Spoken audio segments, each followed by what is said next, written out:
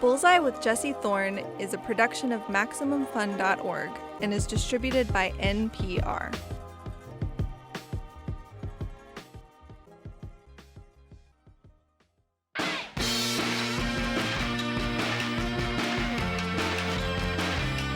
It's Bullseye. I'm Jesse Thorn. First up this week, Richard Jenkins. He's being interviewed by my friend and Jordan Jesse Go co-host Jordan Morris. Richard Jenkins is, of course, an actor. He works a lot, mostly in supporting roles. He played the dead patriarch on 6 Feet Under. Maybe you know him from there. He's also had wonderful parts in Burn After Reading, Step Brothers, and The Shape of Water. He was nominated for Best Supporting Actor at the Oscars for the last one. I guess if you wanted to find a common thread in his roles, it's that he usually plays dads, or at least fatherly types. That's in part because he started acting on screen later in life. He got his first TV roles in his late 20s. He didn't show up on film until his late 30s. He also has a very beautiful voice and a kind of reassuring presence. I mean, what could possibly go wrong with Richard Jenkins as your gentle guide? And so it is with Kajillionaire, his new film. It's directed by Miranda July. Like a lot of Miranda July movies, it's distinctive. It focuses on a family of grifters and con artists. There is, of course, the father, played by our guest Richard Jenkins. His name is Robert. The mother, Teresa, played by Deborah Winger. And their daughter, who they call Old Dolio, played by Evan Rachel Wood. Robert, played by Richard Jenkins, is very, very good at what he does, even when it comes to avoiding paying rent. That wall is a sponge. It's a sponge. This building ought to be condemned, really. We could report it to the Department of Health and Human Services. What? Okay. Just give us till Friday. You'll have 1,500 cash bills. We'll have it by Friday. Dude, we need little time to get it together. Friday tomorrow? It's tomorrow? Well, I didn't literally mean... I mean, that's just to say, by Friday. It just means end of the week. Next Friday. The one after that. Friday after next. Yeah.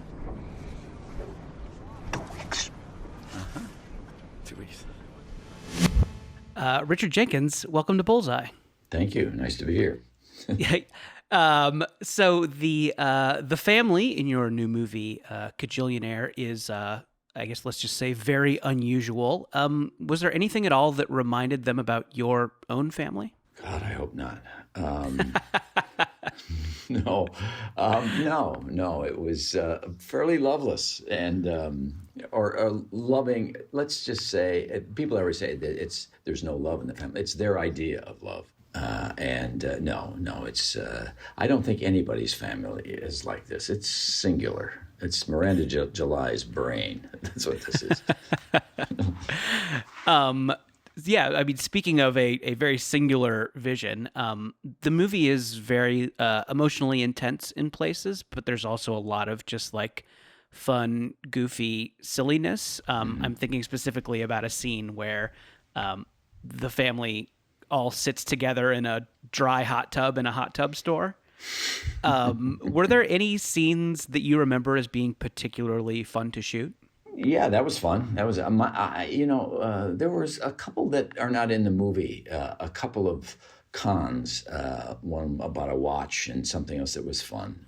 It really demonstrated how bad these people were at this. But the scene where we pretend to be a normal family.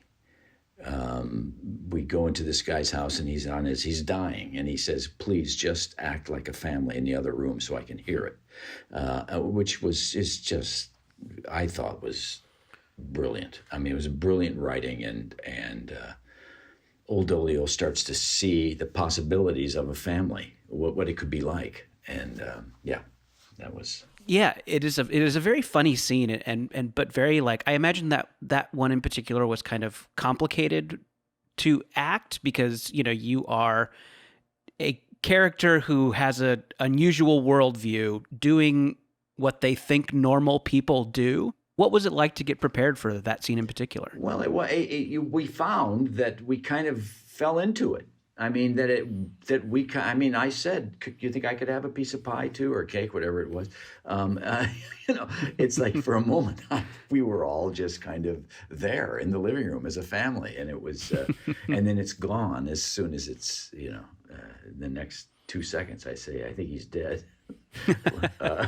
But yeah, that was an amazing day to shoot that. I read an interview with Miranda July where she was talking about creating backstories for all of these characters. Mm-hmm. And in the interview, she said your response when she tried to tell you about the backstory she had created was, "Please don't burden me with backstories. I hate backstories." When did you figure out that this wasn't a technique that worked for you? Well, if it's not on the page, if it's not there in the text, in the script, I don't know how to play that. How I felt about my mom. Right. If it's not there, how does that manifest itself in the movie? It's just confusing to me. I mean, unless there's something that I want to create, a physicality or something that, and I don't mind them. They just are not, I just don't find them that useful. And I tell this story many times, but Guillermo del Toro writes 8-9 page backstories for all of the characters. And he writes them, and Miranda writes them because they love these people so much. Mm-hmm. And they have this world in their head of where these people came from and who they were and what. But again, I don't know how to make that work if it's not in the movie. Right. It's just hard. So Guillermo said, you can read it and use it. If you don't want to use it, that's fine. So the next day he said, "Did you read it?" I said, "Yeah." He said, "You going to use it?" And I said, No. I mean, I probably should have said yeah, but so when in the Golden Globes, when I lost, he turned to me and he said, "If you'd used the backstory, you might have won." That is kind of cool that you had this kind of private little Guillermo del Toro short story that was just for you. Yeah, it's amazing. And when you read them, it's like, wow. But I just don't know how it manifests itself in the movie. Now, Michael Stuhlbarg, oh my gosh, he devoured it. He probably would use mine if Michael wants everything. He's just meticulous about this stuff, and it works for him, and he's brilliant. Michael Stuhlbarg's a brilliant actor. So hey, maybe I'll start using it now that I think about it. Maybe. So Miranda July, she gets really surprising performances out of actors. This movie in particular. Is there something about her style that makes it easier for actors to take chances?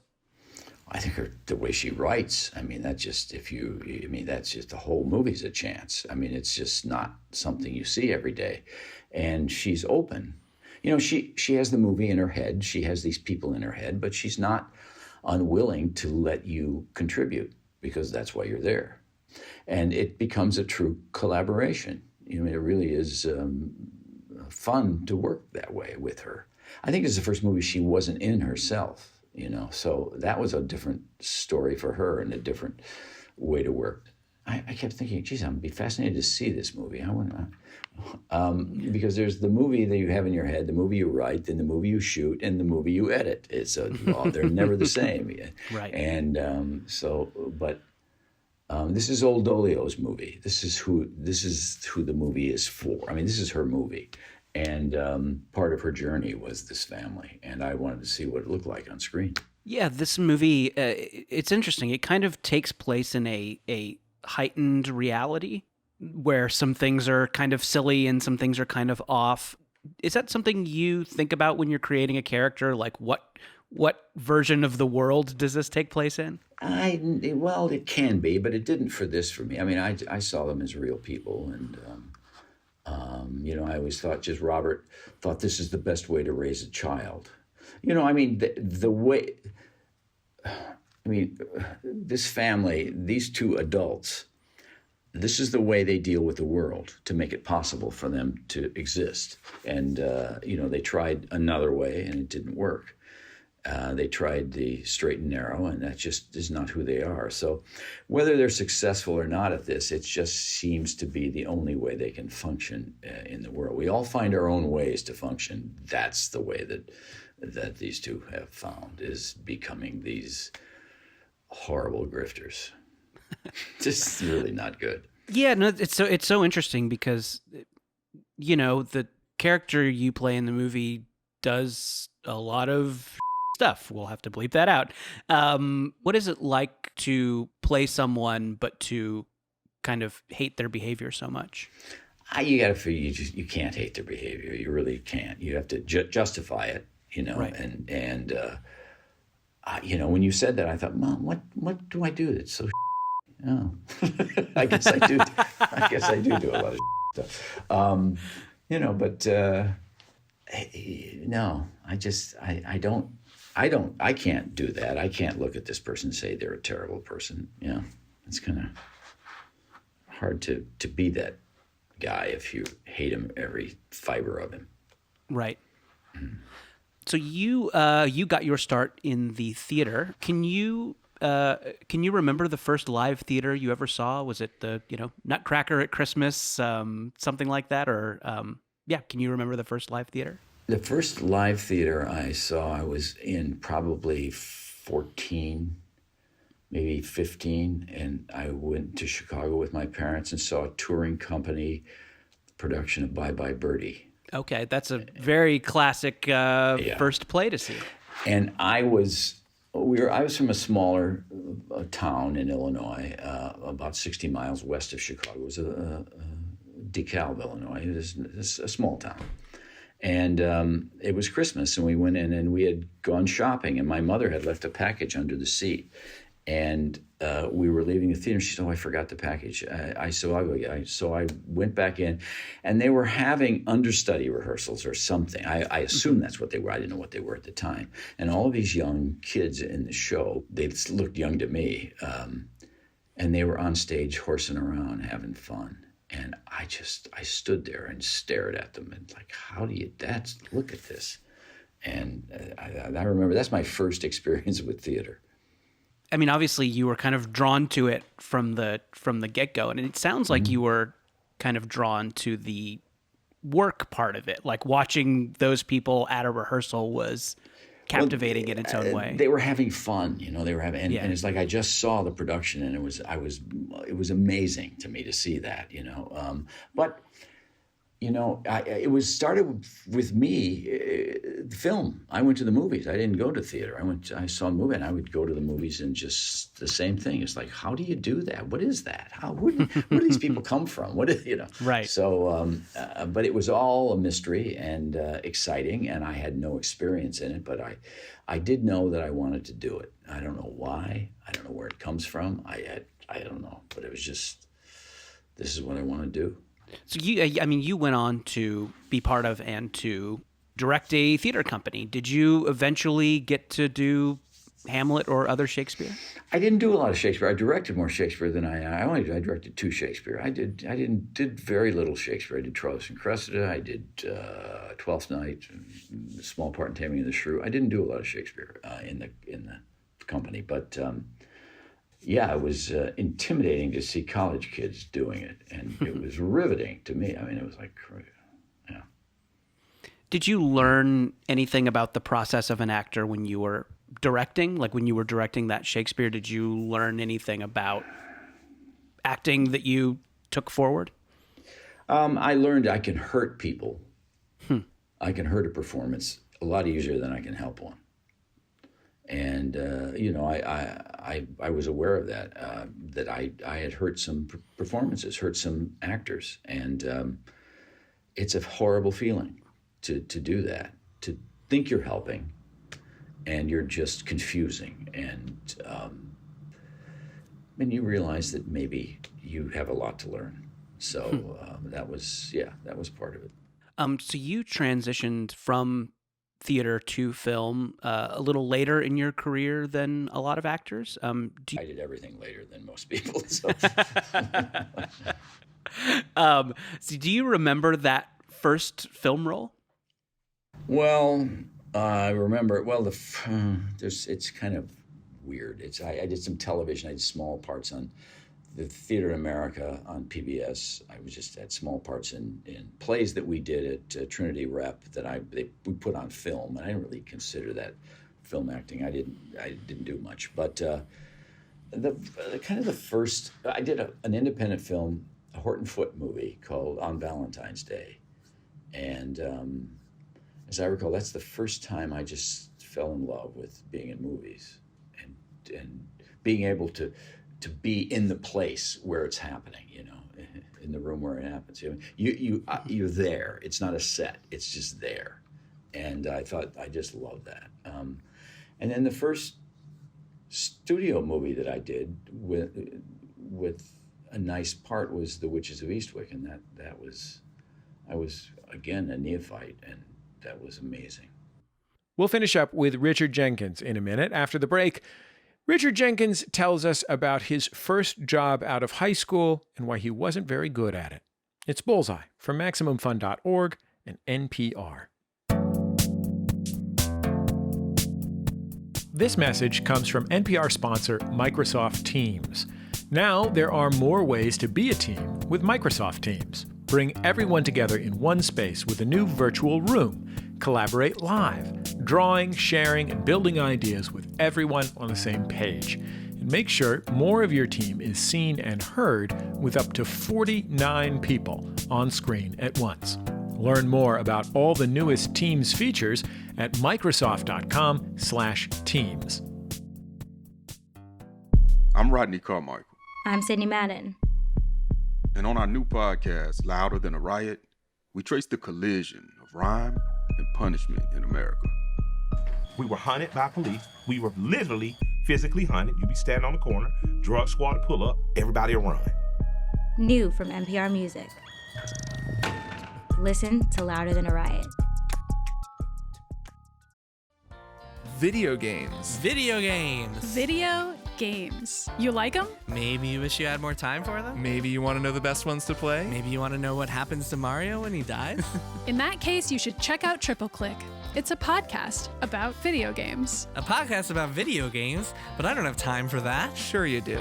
Once a week, kick back as 3 video game experts give you everything from critical takes on the hottest new releases to scoops, interviews, and explanations about how video games work. To fascinating and sometimes weird stories about the games we love. Triple Click is hosted by me, Kirk Hamilton. Me, Jason Schreier. And me, Maddie Myers. You can find Triple Click wherever you get your podcasts and listen at MaximumFun.org. Bye.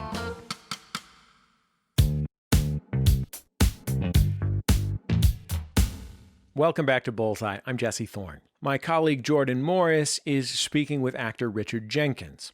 Jenkins stars alongside Evan Rachel Wood in the new movie Kajillionaire. He's also the star of the new film The Last Shift, where he plays a guy who's worked at a burger joint for almost 4 decades. Anyway, let's get back into his conversation with Jordan Morris. You've made a couple of movies with people from the world of sketch comedy and improv, which is different than the training you had. When you're shooting a scene with, like, Will Ferrell, can you tell that you and him have had very different kinds of training? No, not really. I mean, it's when you're in a movie with Will, it's like I watched them. I watched Will and John Riley. These guys are just, they're unstoppable. I mean, and guys like Adam Scott, and it's just a whole other way of working. If you come from the theater, you have the text, and it's your job to figure it out and make it come to life. Mm-hmm. And so you go into a movie, and but sometimes that's not what's required. It's required that you find other things, and it teaches a freedom and. Don't make decisions. Quit coming to conclusions here. Let's just open this up and see where it goes. Trust yourself. You really have to trust yourself. And with somebody like Adam McKay, who directed Step Brothers, you never feel you can, even though you may say something so stupid, you never feel that it's a problem or that they're rolling their eyes. If they are, you don't see it. You really, it's a safe place to try to have fun. And I think that's important with a movie like Step Brothers and working in that world. You have to feel safe. Did it feel uncomfortable at first working on a movie where people are more loosey-goose about the script? No, not really. I mean, you kind of marvel at it is what I was doing. And you kind of watch them and you're, oh, I'm in this scene. Okay. But it's amazing. It's an incredible process, and it was fun. It didn't take me long to jump in there and have as much fun as I did. As I think I said to Mary Steenburgen, I think we're having too much fun here. It comes across. It really comes across in that movie. When I was a little boy, I always wanted to be a dinosaur. I wanted to be a Tyrannosaurus Rex more than anything in the world. I made my arms short, and I roamed the backyard, and I chased the neighborhood cats, and I growled, and I roared. Everybody knew me and was afraid of me. And then one day my dad said, "Bobby, you're 17. It's time to throw childish things aside." And I said, "Okay, Pop." But he didn't really say that. He said, "Stop being a dinosaur and get a job." But I thought to myself, I'll go to medical school, I'll practice for a little while, and then I'll come back to it. Dad, how's that a skill? But I forgot how to do it. You're human. You could never be a dinosaur. Yeah. Hey, I lost it. Well, Dad, what's the point? Yeah. The point is, don't lose your dinosaur. In your other new movie that we're talking about today, The Last Shift, you play a fast food employee. I was wondering if you ever personally worked in food service or anything that's kind of similar to, a minimum wage fast food job. I made pizzas when I was in high school. Okay. But it was really different because it was this is back 1964, 63. And pizzas were just starting to become the big thing. And in my town was a university, so it was a place called the Pizza Villa. It's still there, actually. It's still in DeKalb. Still got great pizza. But it was a lot of my friends worked there too, so it was kind of a hangout. So it was, it wasn't really like a job. It was fun. The director of The Last Shift comes from the world of documentaries. Yeah. Was his style different because he typically works in nonfiction? Well, he wanted something. Again, he wanted it to look like the camera was kind of window peeping and not, he didn't want you to be aware of the camera. I think I'm speaking for Andrew, so I really have to be careful because I'm not sure. But that's the impression I got, is that he didn't want a camera move or something that you all of a sudden you're made aware that this is a move, that something's happening with the camera, and he just wanted to seem like you were looking in somebody's window. That was my impression. It is a very naturalistic movie, and the locations in the movie are very everyday. It is not glamorous at all. No, it isn't. And it's. I guess one of those things when you read it, you just go, geez, I want to do this. I really want to do this. I want to play this guy. I don't know what he is yet, but I just want to play him. And it was really fun. The characters in the Last Shift are having some really difficult, challenging conversations about society and about race in particular. Are those kinds of scenes hard to shoot when big issues like that are part of the text? No. We just kind of figure, where would it go? Where would this go? Let's just see where this goes. And we I think we waited a while to shoot those scenes.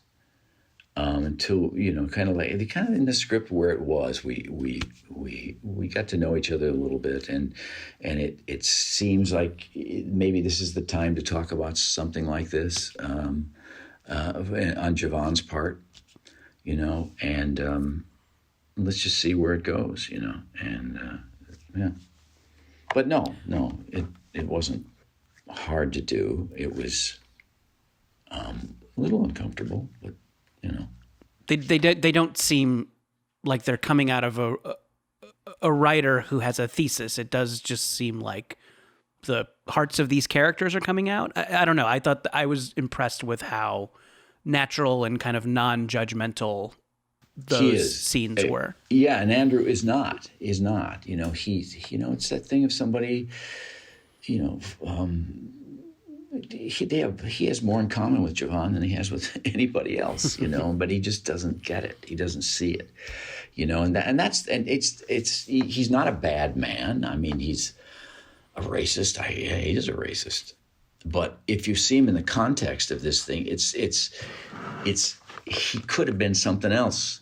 He could have been somebody else if he had a little different life, And here's a chance for him to be something else, and he doesn't take it. He doesn't have the tools or the wherewithal to take it. He doesn't. But I think at the same time he knows he was wrong, but it's not in him now at this time in his life. He doesn't have he just doesn't have the tools to do it. Richard Jenkins, thank you so much for joining us on Bullseye. It was my pleasure. Thanks for having me. Richard Jenkins. His two newest movies are Kajillionaire and The Last Shift. His interviewer, Jordan Morris, is also a TV comedy writer and podcaster. He's my co-host on the comedy podcast Jordan Jesse Go. He also created the scripted sci-fi podcast Bubble, which has just been announced as a graphic novel. And you can see his jokes on the wonderful Disney Plus Alien Muppet show, Earth to Ned. That's the end of another episode of Bullseye. Bullseye is produced out of the homes of me and the staff of Maximum Fun in and around greater Los Angeles, California, where my daughter deemed our backyard balance beam not high enough. So I went on a popular e-commerce website and ordered a higher balance beam. Can't go anywhere. It's 2020. The show is produced by Speaking Into Microphones. Our producer is Kevin Ferguson. Jesus Ambrosio and Jordan Cowling are our associate producers. We get help from Casey O'Brien. Our interstitial music is by Dan Wally, also known as DJW. Our theme song is by the Go Team. Thanks to them and their label Memphis Industries for letting us use it. You can keep up with the show on Facebook, on Twitter, on YouTube. Just search for Bullseye with Jesse Thorn. And I think that's about it. Just remember, all great radio hosts have a signature sign-off. Bullseye with Jesse Thorn is a production of MaximumFun.org and is distributed by NPR.